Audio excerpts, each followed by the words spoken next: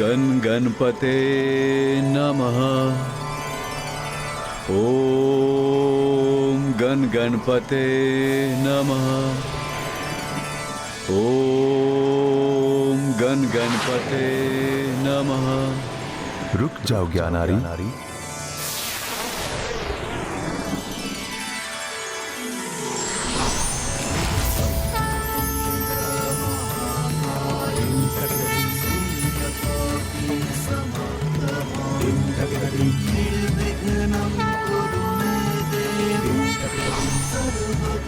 प्रणाम महागणाधिपति। प्रणाम महागणपति जी।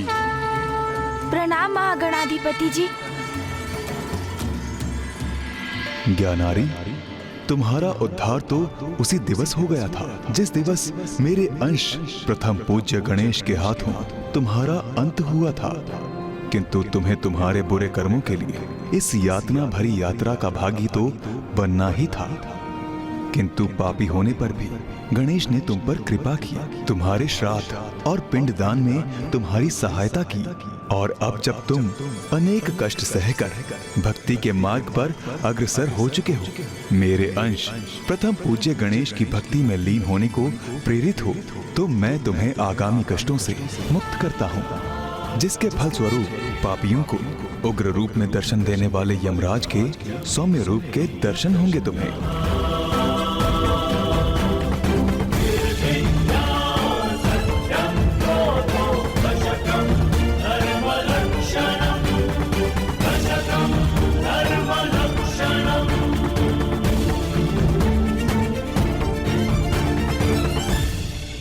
मेरे अर्थात प्रथम पूज्य गणेश की कृपा के कारण मैं तुम्हें मोक्ष प्रदान करता हूँ।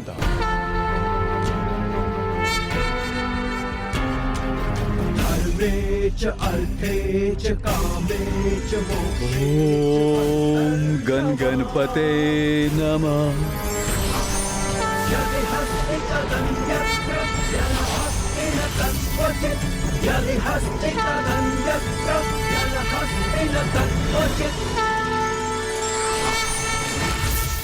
प्रभु महागणाधिपति जी, ज्ञानारी जी को मोक्ष प्रदान करने के लिए आपको कोटि कोटि धन्यवाद प्रभु। वत्स सुबोध, श्री महागणाधिपति जी की कृपा से ही तुम्हारे पिता ज्ञानारी जी को मोक्ष प्राप्त हुआ है।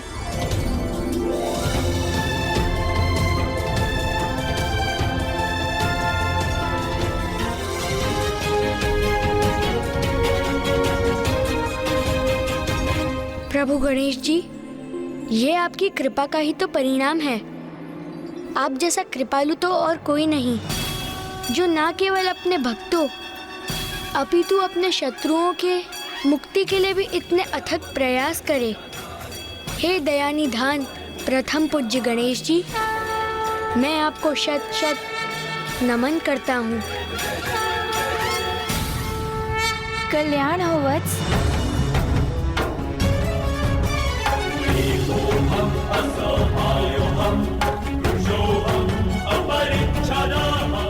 गुरुदेव, आपने ही मेरे भीतर गणेश जी के प्रति भक्ति की लौ जागृत कर मुझे उचित मार्ग दिखाया।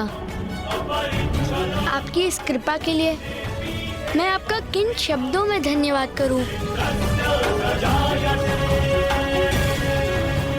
आयुष्मान भव पुत्र।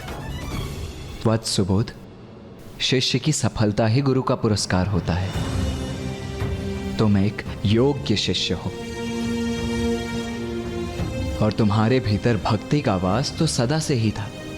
मैंने तो मात्र तुम्हारा मार्गदर्शन किया है।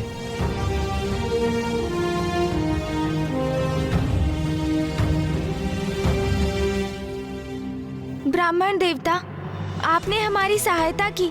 विधिवत ज्ञानारी जी का पिंडदान और श्राद्ध करवाकर हमें हमारे ध्येय तक पहुंचाया। उसके लिए आपको अनेकों धन्यवाद ब्राह्मण देवता। धन्यवाद तो मुझे करना चाहिए प्रभु, क्योंकि ये तो मेरा सौभाग्य था। अब मुझे भी आज्ञा दीजिए गणेश जी। गुरुदेव। प्रणाम ब्राह्मण देवता।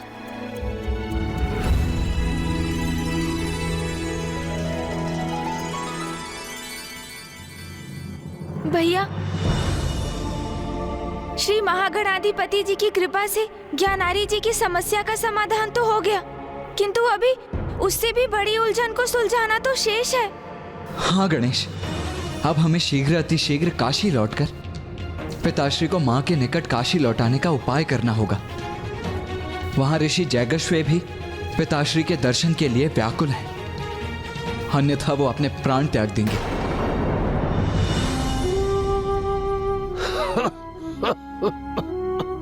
ओम नमः शिवाय।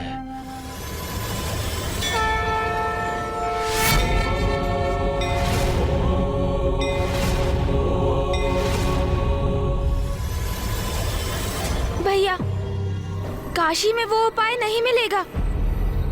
तो उसके लिए हमें कहाँ जाना होगा गणेश? उसके लिए हमें पिताश्री के पास जाना होगा भैया, मंदार पर्वत पर।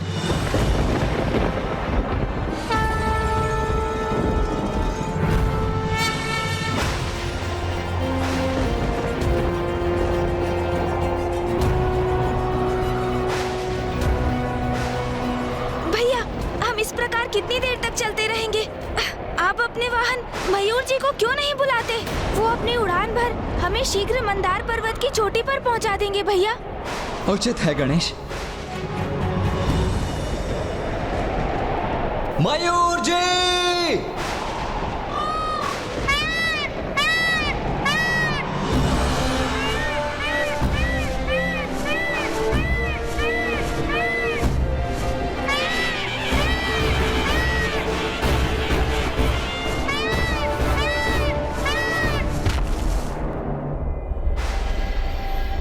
किंतु मुझे संदेह है कि इस दुर्गम और भव्य पर्वत की ऊंचाई पर पहुंचकर भी क्या पिताश्री के दर्शन करना क्या उतना सुगम होगा?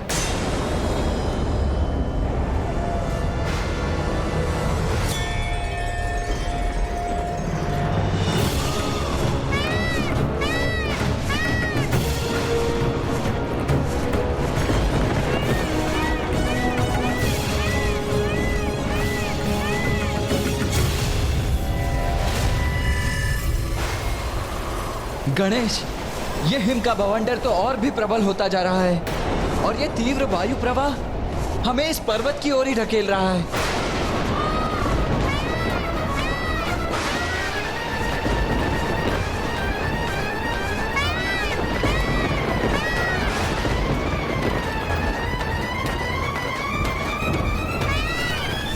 समस्त वातावरण जैसे प्रकृति के विरुद्ध विद्रोह कर रहा है।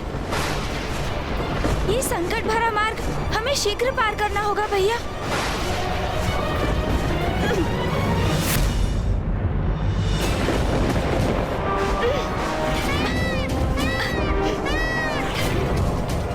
गणेश, इन काले मेघों में कुछ भी स्पष्ट दिखाई नहीं दे रहा है मुझे। भैया, यहाँ का वातावरण तो पिताश्री के अंतर्मन के समान ही आविष्ट है। उनका हृदय भी वेदना के काले मेघों से ही जूझ रहा है। इसलिए मैं पिताश्री से ही प्रार्थना करता हूँ कि वही हमें उन तक पहुँचने का मार्ग दिखाएं। पिताश्री, हम आप तक पहुँच सके, हमें ऐसा सामर्थ्य प्रदान कीजिए। हमारे यहाँ आने का एकमात्र कारण माता का दुख और आपका एकाकीपन है। माता आपसे विलग होकर अत्यंत पीड़ित और संतप्त हैं। पिताश्री, आपको लौटाकर हम आपका एवं माता का दुख दूर करना चाहते हैं। महादेव, आपका पुत्र गणेश आपको पुकार रहा है, आपकी याचना कर रहा है।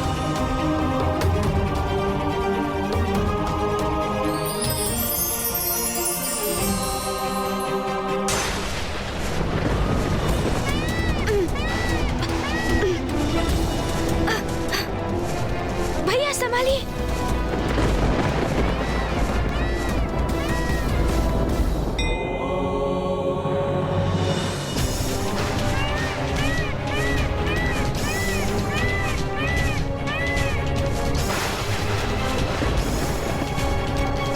वो देखो गणेश,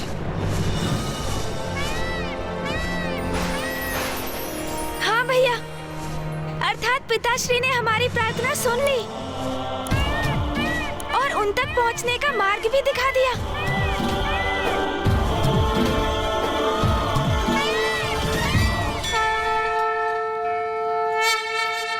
प्रणाम पिताश्री। प्रणाम मामाश्री। प्रणाम फूफा जी। पुत्रो, तुम्हारी माँ कैसी है? पिताश्री, वो भी आपके समान ही द्रवित है, अशांत है, दुखी है। पिताश्री, जब से आपने काशी से प्रस्थान किया है, माँ ने अपनी पलकें तक नहीं झुकाई। तभी से अपार पीड़ा में है वो। आपको काशी लौटने का कोई उपाय ढूंढना ही होगा। पुत्र कार्तिकेय, जब तक राजा देवदास काशी के राजपथ पर स्थित है, महादेव का काशी लौटना संभव। मामाश्री, माँ ने मुझे और गणेश को राजा दिवोदास के विषय में बताया था, किंतु उनके कारण पिताश्री काशी नहीं लौट सकते। ये तो सर्वथा अनुचित है। और ये मुझे कदापि स्वीकार नहीं। इसीलिए मैं तो उन राजा दिवोदास को उचित पाठ सिखाने के लिए, उन्हें दंडित करने के लिए अग्रसर भी हो गया था। किंतु फिर माँ और गणेश ने ही मुझे रोक दिया। मैं तुम्हें वरदान देता हूँ कि तुम काशी में स्थित होकर संसार के राजकाज का कार्यभार संभालोगे। महादेव, काशी में मात्र एक ही राजा रह सकता है। फिर वो काशी राजा आप हैं अथवा मैं। और यदि राजा बनने का कर्तव्य मुझे पालन करना है, तो आपको काशी छोड़कर जाना होगा महादेव। तो आपको काशी छोड़कर जाना होगा महादेव। तो आपको काशी छोड़कर जाना होगा। मुझे काशी छोड़कर जाना होगा।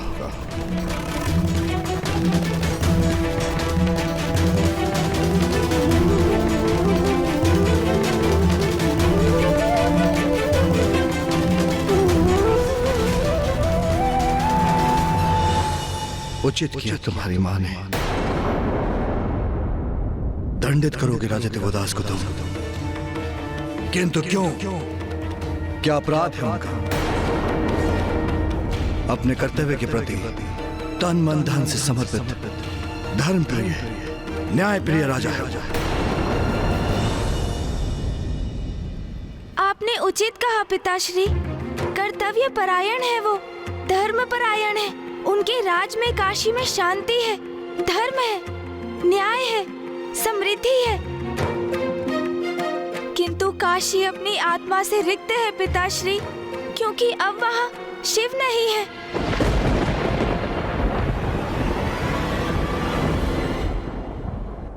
पिताश्री, काशी वो पावन धाम है जहाँ आप स्वयं मरणासन्न मनुष्यों के कान में तारक मंत्र का उच्चारण कर उन्हें सद्गति प्रदान करते हैं। इसलिए समूचे ब्रह्मांड में सर्वाधिक विशिष्ट है काशी।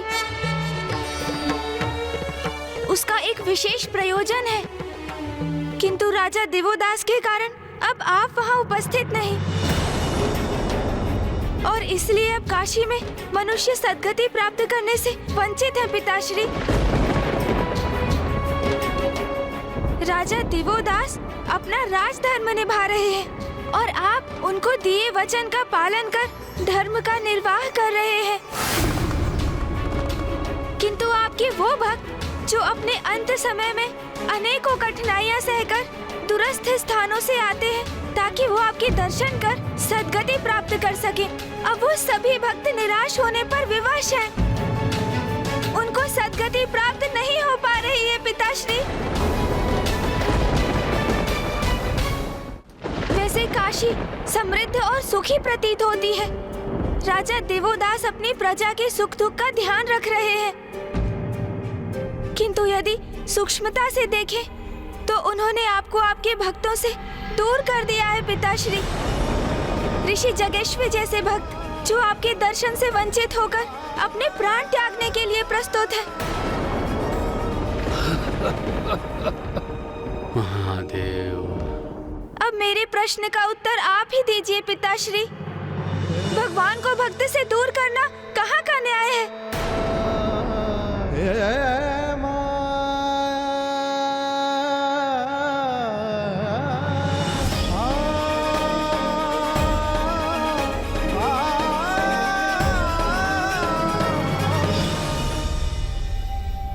जो भी हो, राजा दिवोदास को दिए गए मेरे वचन को कोई भंग नहीं करेगा। काशी में किसी के हस्तक्षेप की अनुमति नहीं दूंगा मैं।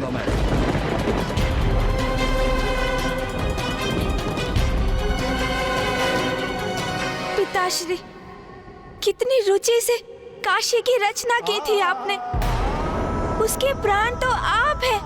आपसे विहीन होकर काशी प्राण विहीन हो चुकी है और इससे तो संपूर्ण ब्रह्मांड में असंतुलन उत्पन्न हो रहा है। परिवर्तनशील संसार में यथास्थिति का स्थायित्व वो कहाँ उचित है? जो राजा दिवोदास ने काशी में उत्पन्न कर सर्वाधिक हानि तो स्वयं की ही की है, क्योंकि मनुष्य योनि में जन्म का तो एकमात्र उद्देश्य है आत्मा को मोक्ष की प्राप्ति। आत्मा का आपसे परम ब्रह्मेश्वर से एकीकार होना। किंतु राजा दिवोदास क्या स्वयं अपनी आत्मा के उद्धार को नहीं रोक रहे हैं? बाल्यावस्था, ब्रह्मचर्य, गृहस्थ आश्रम और अंततः वानप्रस्थ, ये 4 आश्रम है मनुष्य जीवन के। किंतु राजा दिवोदास वानप्रस्थ में जाने के योग्य होकर भी गृहस्थ आश्रम में ही स्थित है। उससे मुक्त होकर आपके ध्यान में लीन होने का अवकाश कहाँ पाया है उन्होंने? पिताश्री, काशी आपका निवास है। आपने दिवोदास को अपने निवास में प्रवेश करने की अनुमति दी, किंतु सत्य तो ये भी है कि उनके काशी में प्रवेश से आपको ही अपने निवास से वंचित होना पड़ा। पिताश्री, आप हम में से किसी को राजा दिवोदास को समझाने की अनुमति दीजिए। वो बुद्धिमान है, विवेकशील है। वो हमारे समझाने पर इस सत्य को अवश्य समझेंगे। हाँ पिताश्री, अब हमें शीघ्र कोई ऐसा उपाय ढूंढना होगा जिससे राजा दिवोदास का अनादर भी ना हो, आपका उनको दिया हुआ वचन भी भंग ना हो और वो आपको काशी में प्रवेश करने की अनुमति भी दे दे।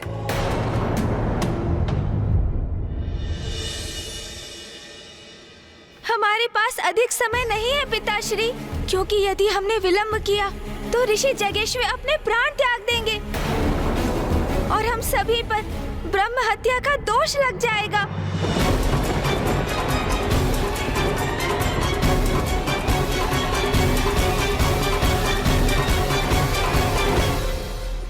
उचित है। मैं तुम्हें इसका उपाय ढूंढने की अनुमति देता हूं, किंतु राजा दिवोदास को बलपूर्वक कोई विवश नहीं करेगा। उस पे किसी प्रकार की हिंसा का प्रयोग नहीं करेगा। महादेव, ब्रह्मदेव, नारायण, गणेश जी चिंता क्यों कर रहे हैं? आप मुझे देवदास को समझाने की अनुमति दें। मैं शीघ्र ही यह कार्य संपन्न कर दूंगा। उचित है इंद्रदेव, किंतु स्मरण रहे, कोई हिंसा, कोई अनुचित नहीं होना चाहिए। हम देवताओं को आपने एक लंबी अवधि से हमारी ही काशी से विलक कर रखा है देवता, किंतु अब समय आ गया है आपको उसका भारी मूल्य चुकाने का। इसका ऐसा उपाय करूंगा मैं कि ना बल का प्रयोग होगा और ना ही हिंसा, और राजा दिवोदास स्वयं महादेव को काशी लौटने की विनती करेंगे। सर्वेषां स्वस्ति भवतु, सर्वेषां शान्तिर्भवतु, सर्वेषां पूर्णं भवतु, सर्वेषां मंगलं भवतु।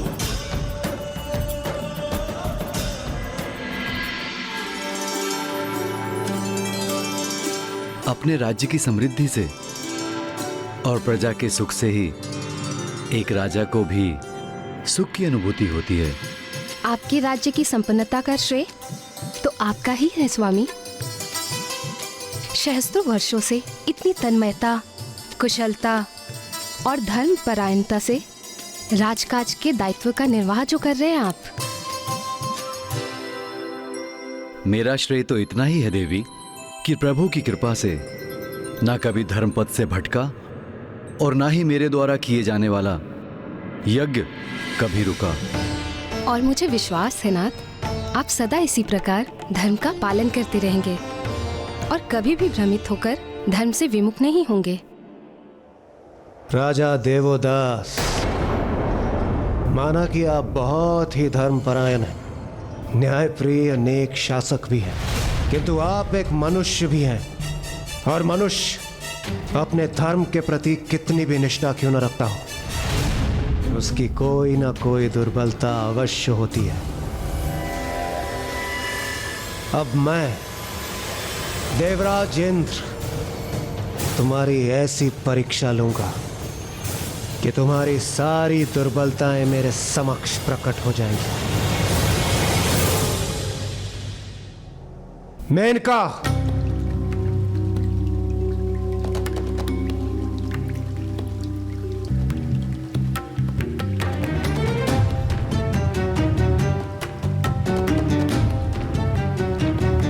मेनका, मेनका, मेनका,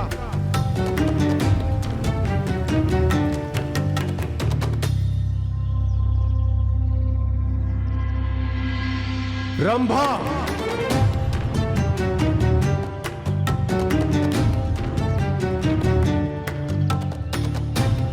रंभा, रंभा, रंभा। प्रणाम देवराज।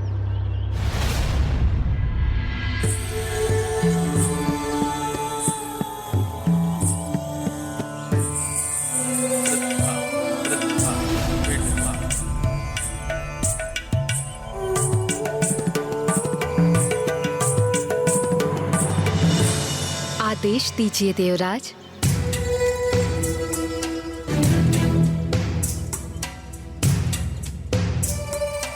मैंने आप दोनों को यहाँ एक महत्वपूर्ण कार्य सौंपने के लिए बुलाया है।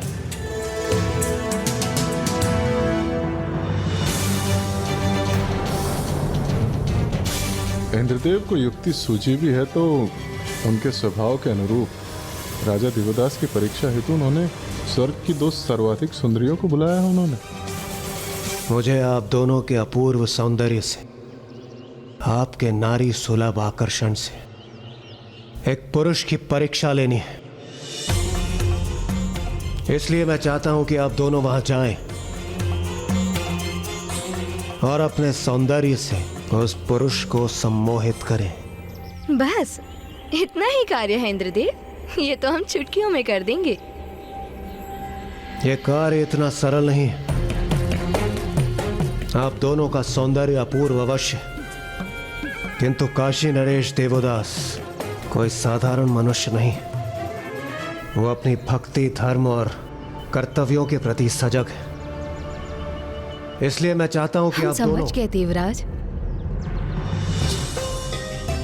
देवराज, हमारे समक्ष तो इनसे भी महान व्यक्तित्व झुक गए, तो राजा देवदास कितने भी असाधारण क्यों ना हों, हम दोनों जाके उनके राज्य भवन में अपने नृत्य से उन्हें लुभा लेंगे।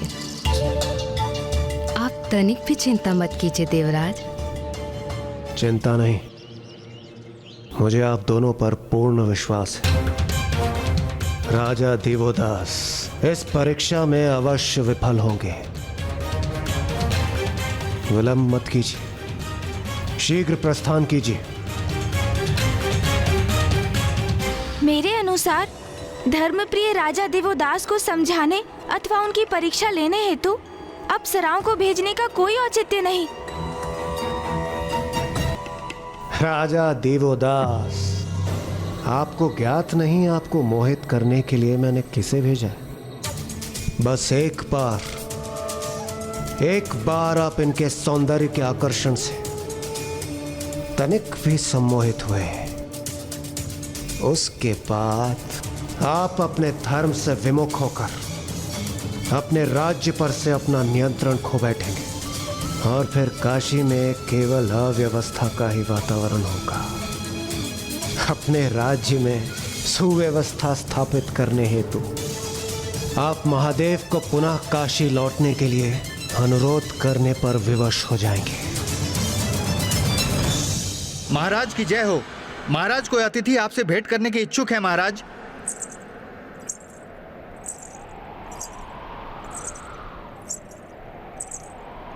ये किसके पायल की ध्वनि है?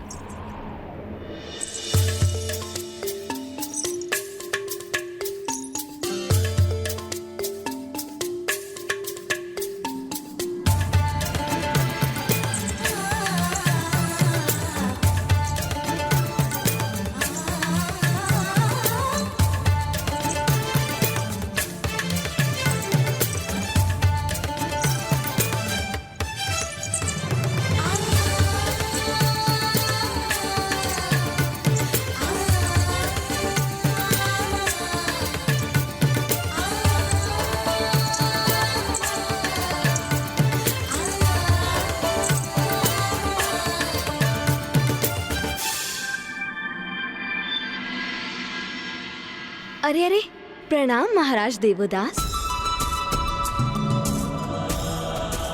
आपने अपने नेत्र झुका क्यों लिए महाराज? सौंदर्य को देखना, उसकी प्रशंसा करने पर तो कोई निषेध नहीं। ये तो सर्वथा उचित है, उत्तम है। इसलिए आपका हमें देखना किसी धर्म के विरुद्ध नहीं। इसे अपने सौंदर्य का अपमान न समझे देवियों, किंतु पर स्त्री पर दृष्टि डालना महाराज देवोदास के लिए पाप के समान है। कितनी उमंग से आई थी हम यहाँ महाराज देवोदास से विमर्श करने, किंतु यदि वो हमें देखेंगे ही नहीं तो हम उनसे वार्तालाप कैसे करेंगे?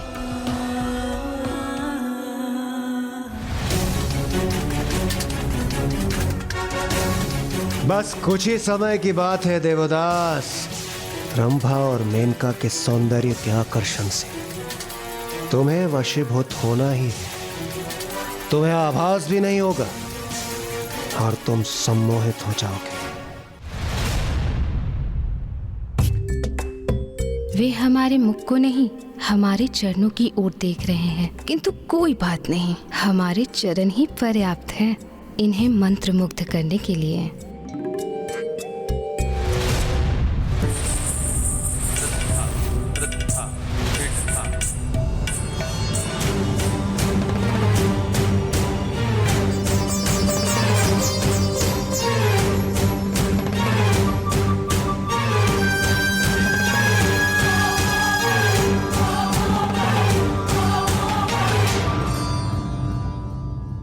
आज तक कोई भी हमारी सुंदरता से बच नहीं पाया है। मुझे ज्ञात था राजा देवोदास भी स्वयं को रोक नहीं पाएंगे।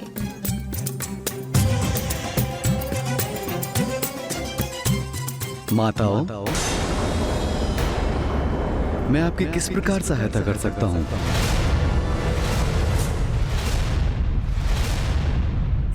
यदि आप हमारे सौंदर्य को एक बार अपनी दृष्टि से देखेंगे तो आप हमें माता नहीं सुंदरी कहकर संबोधित करेंगे।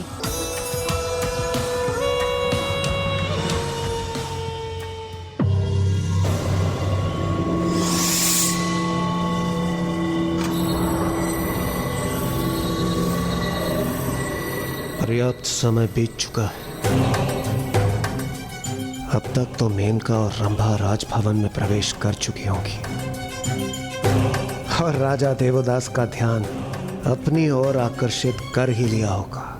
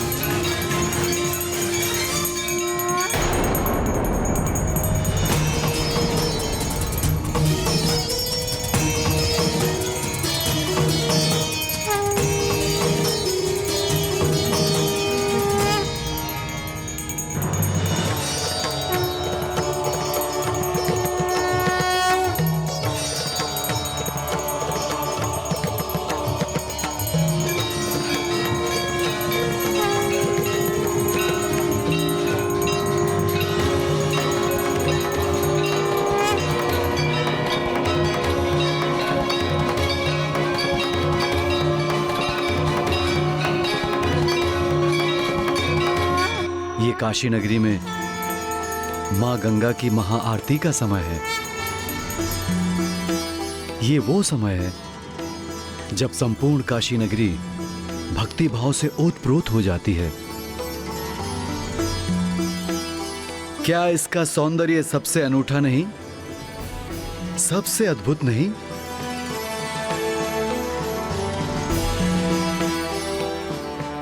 सुंदर है ये स्वर, ये भाव अति सुंदर है।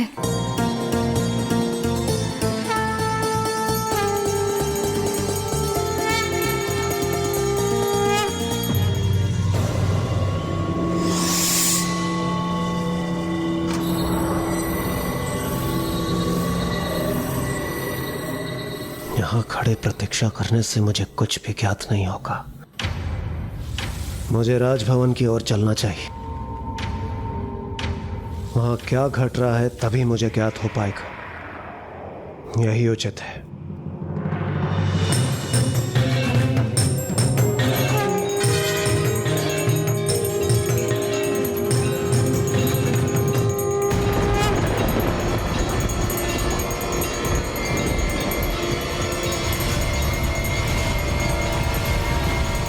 ये मेनका और रंभा तो यहाँ इन ऋषियों के साथ आरती करने लगी।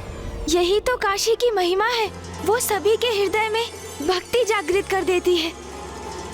आप सर्वथा उचित कह रहे हैं गणेश जी, किंतु अब इंद्रदेव के परीक्षा रूपी योजना का क्या होगा?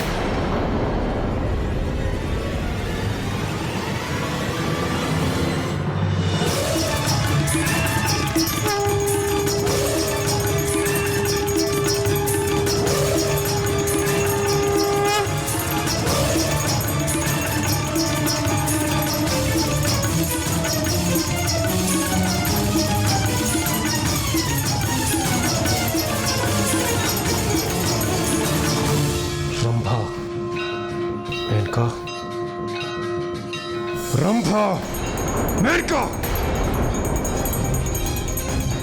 मैंने तुम दोनों को यहाँ एक विशेष उद्देश्य से भेजा था।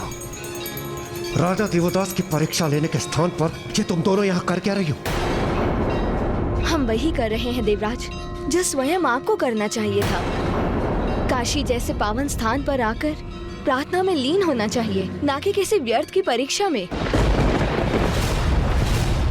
आपको लज्जा आनी चाहिए देवराज।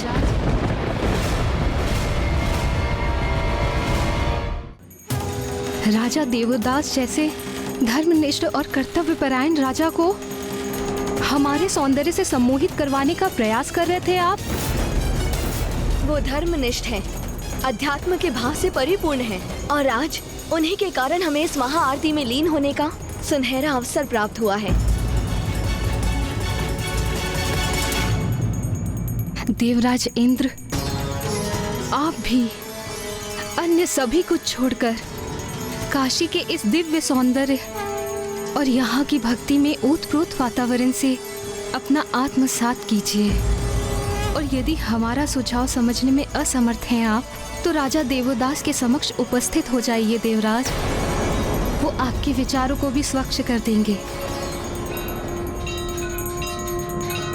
मायावी राजा दिवोदास ने तो संपूर्ण काशी को मंत्रमुग्ध कर रखा है।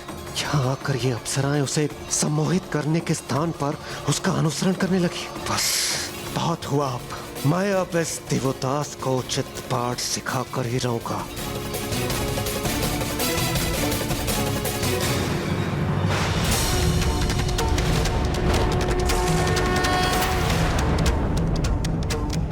नहीं, ये इंद्रदेव करने क्या जा रहे हैं?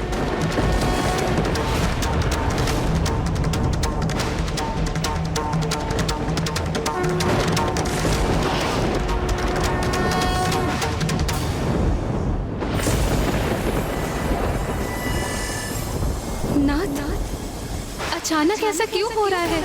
प्रकृति जैसे रुष्ट हो गई हो। वातावरण में ऐसा अचानक बदलाव क्यों हो रहा है? ऐसा प्रतीत होता है जैसे ये कोई भावी संकट का संदेश है। कुछ अप्रिय घटित होने वाला है।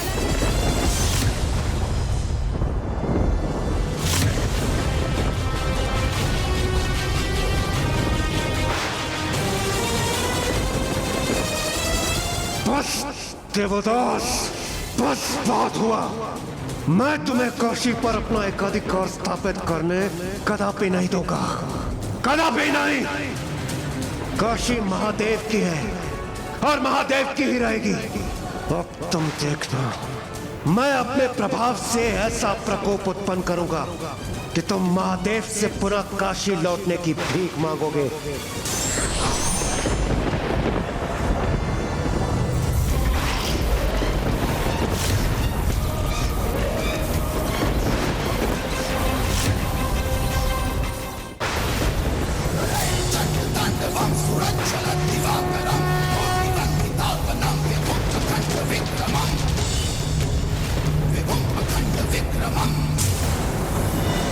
ये इंद्रदेव क्या कर रहे हैं?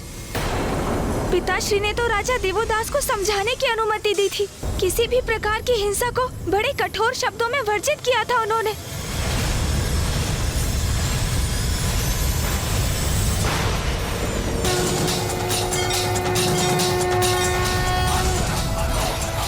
ऐसा विस्फोट उत्पन्न करूंगा कि तुम्हारा ये राजपाट, तुम्हारा ये स्थान काशी से विलक होकर कहीं दूर चला जाएगा।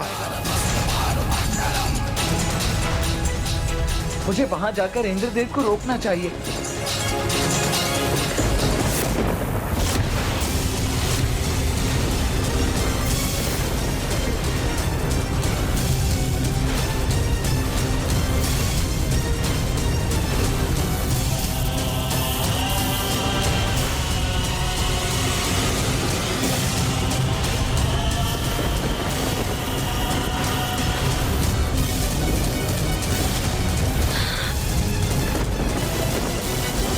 महादेव, मैंने अपने सभी शब्दों का मान रखा है, सदा धर्म का पालन किया, फिर ऐसा सर्वनाश क्यों हो रहा है? मुझ पर कृपा कीजिए महादेव, कृपा कीजिए, मेरी सहायता कीजिए महादेव, सहायता कीजिए, मेरी सहायता कीजिए महादेव, सहायता कीजिए।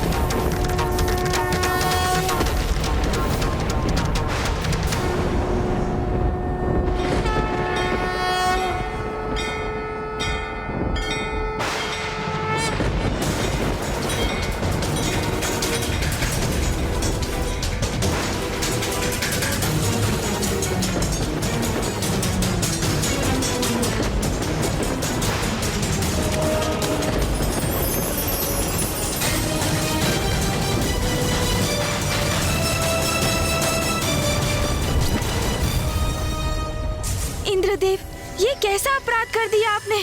जो स्थिति पिताश्री ने नियत की थी, उसी को भंग करने का दुस्साहस किया आपने। धन्यवाद महादेव, धन्यवाद।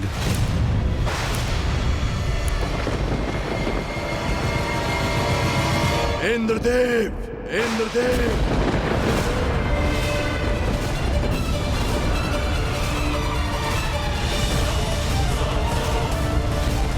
मेरे आदेश के उपरांत भी आपने हिंसा का प्रयोग किया। मैंने सतर्क किया था ना, आपको चेतावनी भी दी थी। सर्वथा अनुचित कृत्य किया है आपने।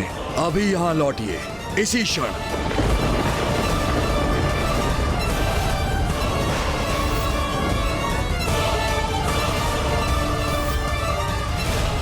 ये क्या अनर्थ कर दिया आपने देवराज? पिताश्री ने आपके लिए जो उपबंध तय किया था, आपने उसी को भंग कर दिया। अब ज्ञात नहीं पिताश्री के कोप से कौन रक्षित कर पाएगा आपको।